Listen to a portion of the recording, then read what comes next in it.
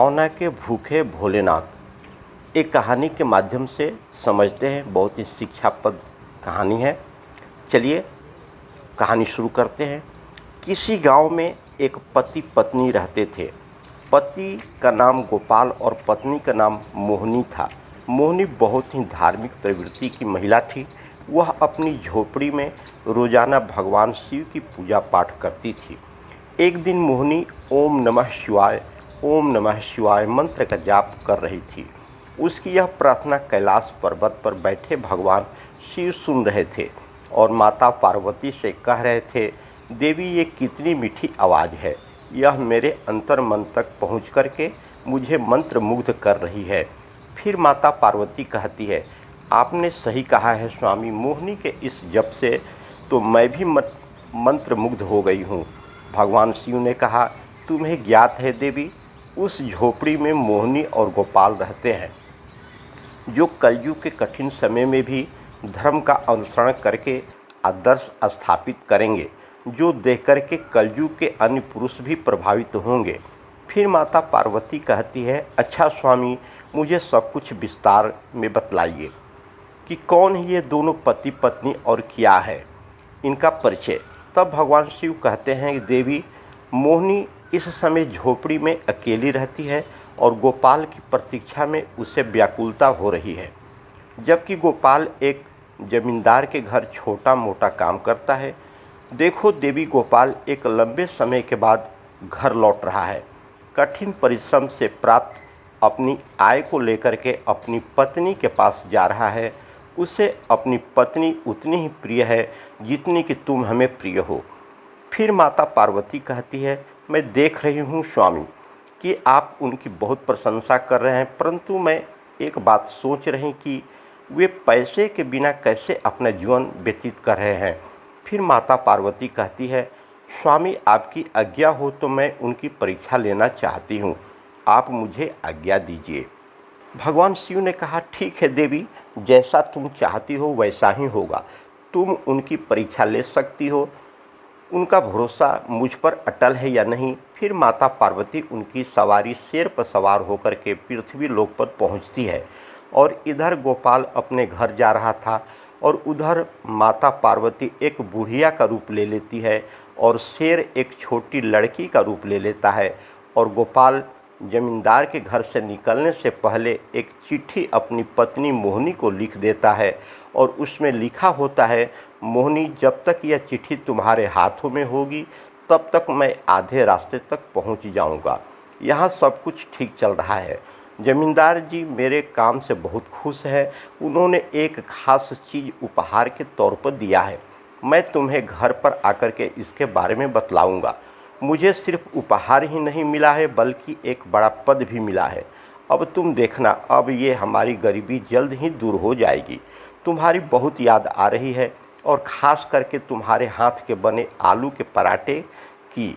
मैं जल्द ही घर लौट रहा हूँ, तुम अपना ख्याल रखना। तुम्हारा गोपाल।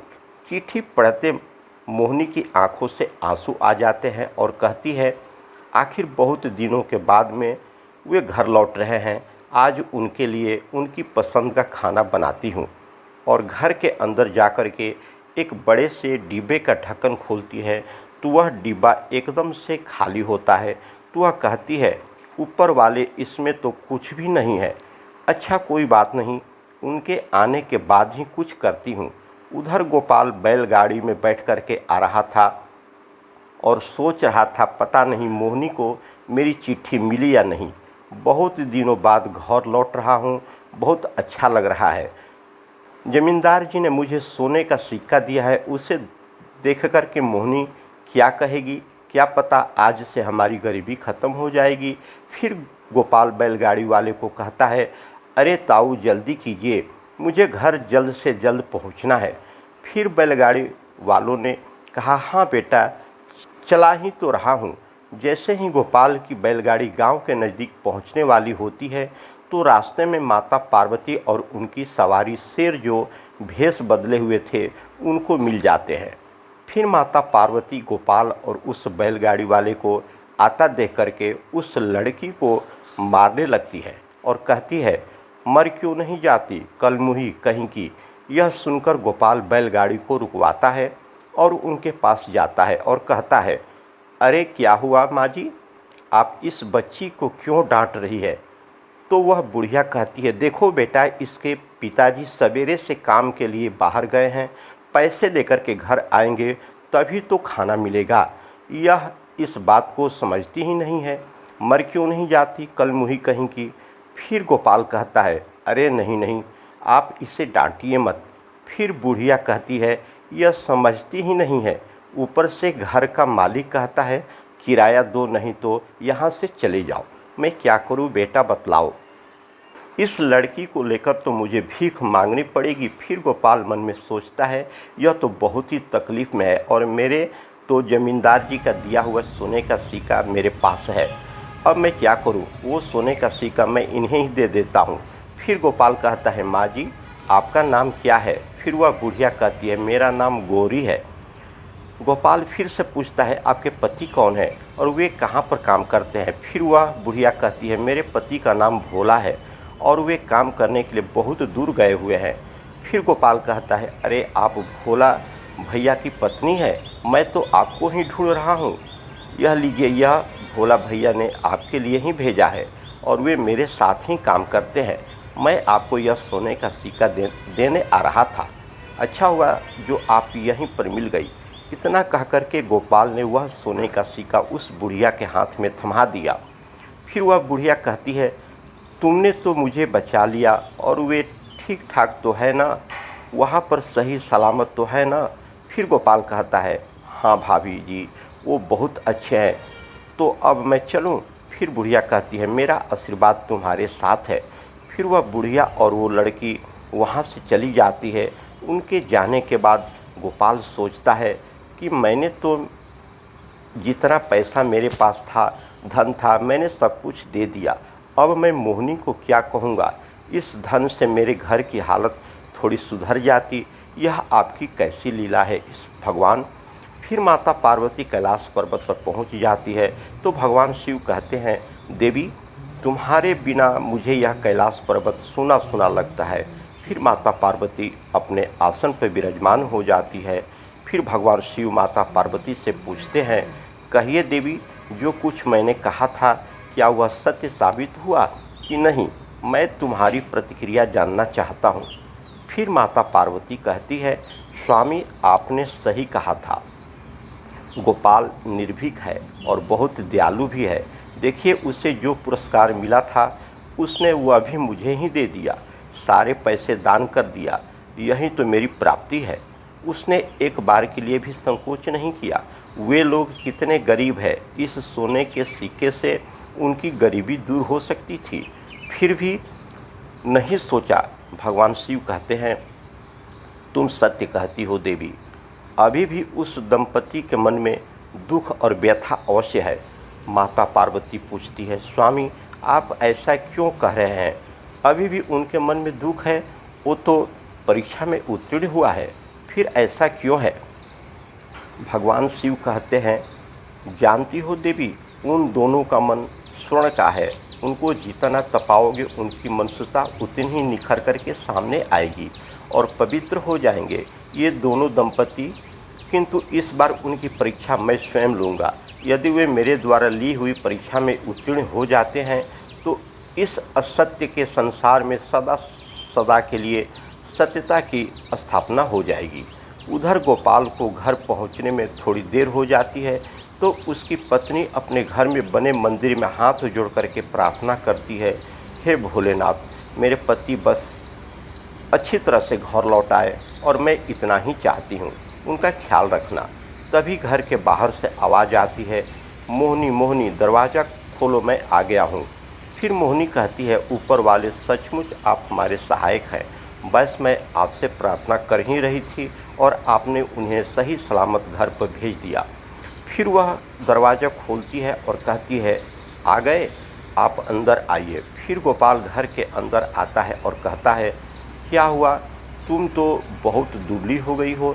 फिर मोहिनी कहती है, आपने चिट्ठी में लिखा था ना कि आपकी तरक्की हुई है और ज़मींदार जी ने आपको उपहार भी दिया है। अब आप मुझे बहुत सारा खाना खिलाएंगे। और फिर से मैं मोटी हो जाऊंगी। यह कहकर वे हंसने लगती है। फिर मोहिनी कहती है, क्या हुआ, आप चुपचाप उदास क्यों हैं? गोपाल कहता है, अब मैं तुम्हें क्या बतलाऊं। मैं सब कुछ लेकर के घर आ रहा था, लेकिन गांव के बाहर एक बुढ़िया और एक छोटी सी लड़की मिल गई।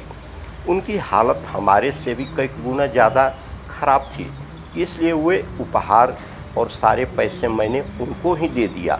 मोहिनी ने कहा, इसमें उदास होने की क्या बात है? गोपाल ने कहा, मैं इतना गरीब हूँ कि मैं तुम्हें 2 वक्त का खाना भी नहीं खिला सकता।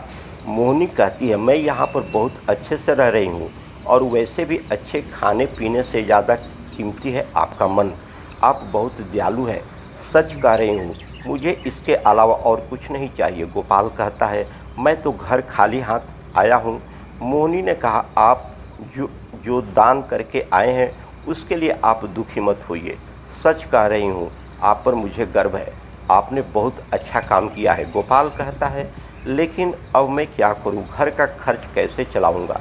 तो गायत्री ने कहा, आप एक काम कीजिए, सामने वाली ज़मीन खाली पड़ी है, वहाँ पर खेती कर लीजिए। गोपाल कहता है, तुम ठीक कह रही हो मोहिनी, अब मैं खेती बाड़ी करूँगा। अगर हमारा मन साफ है तो ऊपर वाला हमारी ज़रूर सुनेगा। मोहिनी कहती है, चलो आज खाने का बंदोबस्त हो जाएगा, मैं पड़ोसन से लेकर के आई हूँ, आप बिल्कुल चिंता मत कीजिए। फिर अगले दिन गोपाल सामने वाली ज़मीन को फाड़वे से खोदने लगता है और उस ज़मीन को खोद करके खेती योग्य बना देता है और उसमें गेहूं की खेती करता है, और गेहूं की फसल अच्छे से उग जाती है और बड़ी भी हो जाती है। बस अब उसमें धान आने वाला होता है। यह देखकर कि गोपाल और उसकी पत्नी बहुत ही खुश होती है, और मोहिनी कहती है, आप देखिए अब सब कुछ ठीक हो जाएगा। तभी अचानक एक दिन मूसलाधार बारिश आती है और उसके साथ ज़ोरदार तूफान भी आती है। फिर गोपाल और उसकी पत्नी उठ कर के अपने घर से बाहर निकलकर अपनी फसल को देखने जाते हैं, तो पीछे से उनकी झोपड़ी भी उड़ जाती है और देखते ही देखते बाढ़ जैसी स्थिति उत्पन्न हो जाती है। उनका पूरा खेत पानी में डूब जाता है और वह घर भी डूब जाता है। उनके घर के मंदिर में रखा हुआ कलश बह कर के बाहर आता है, तो उसकी पत्नी उसे उठा करके रोने लगती है।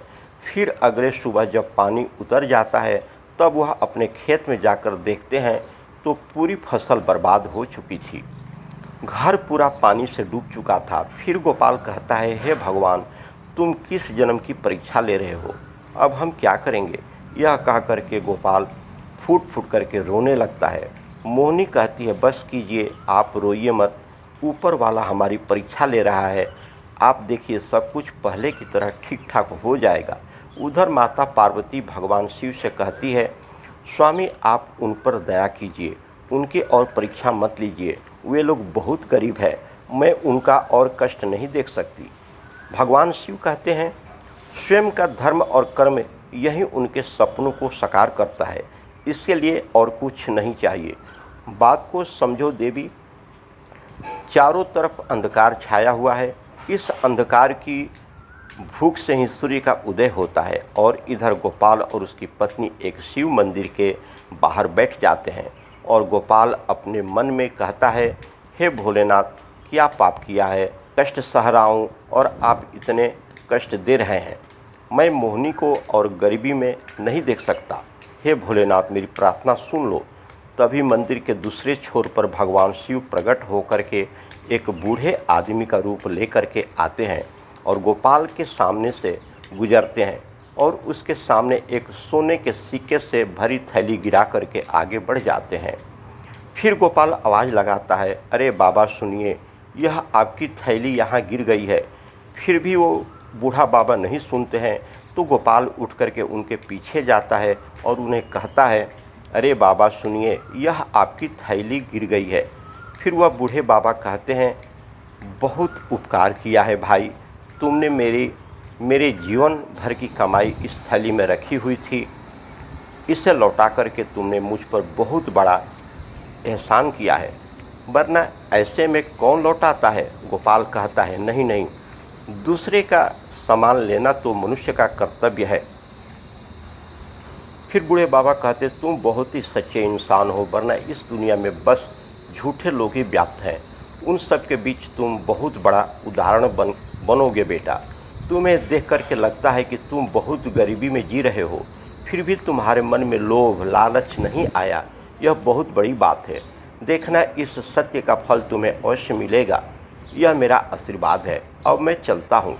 फिर गोपाल और उसकी पत्नी अपनी टूटी हुई झोपड़ी में वापस चले जाते हैं। रात के समय मोहिनी गोपाल को एक गिलास पानी देती है और कहती है, ये लीजिए, आज भी पानी पीकर ही सोना पड़ेगा, ऐसे तो बुखार आ जाएगा, ऊपर से घर की छत भी नहीं है।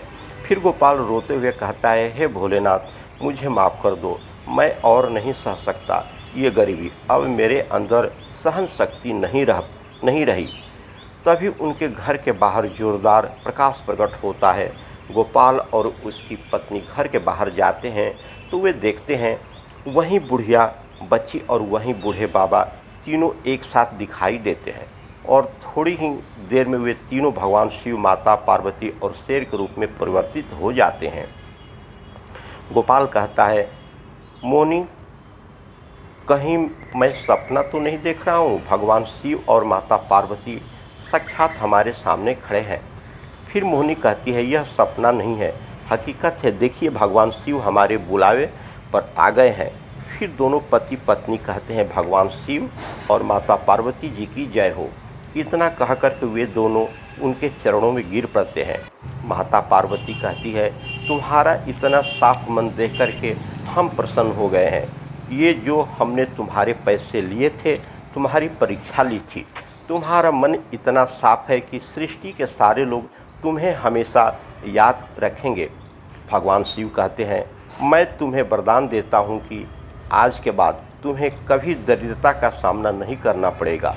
तुम सदैव सुखी रहोगे और आज के बाद से तुम जीवन में हमेशा उन्नति करोगे। फिर गोपाल कहता है, आपकी कृपा दृष्टि हमेशा हम पर बनी रहे। जिंदगी में जितनी भी मुश्किलें आए, हम सदैव केवल सही मार्ग पर ही चले, ऐसा आशीर्वाद हमें दीजिए प्रभु। भगवान शिव और माता पार्वती ने कहा, तथा अस्तु। यह कहकर के वे अंतर ध्यान हो गए। अब गोपाल और उसकी पत्नी दोनों वापस घर में जाते हैं तो देखते हैं वे दोनों थैलियाँ उनके घर में पड़ी हुई थी। एक थैली तो वो थी जो गोपाल को जमींदार ने दी थी, और दूसरी थैली वो थी जो उस बूढ़े बाबा की सोने के सिक्कों से भरी हुई थी। अब उस धन से वे दोनों पति पत्नी हंसी खुशी रहने लगे और उनका गुजारा भी अच्छे से होने लगा। महादेव और माता पार्वती की कृपा से उनके दुखी दिन सुख में बदल गए। इसी तरह से महादेव जी सब पर कृपा करते हैं। बोलिए हर हर महादेव, जय माता पार्वती जी। धन्यवाद।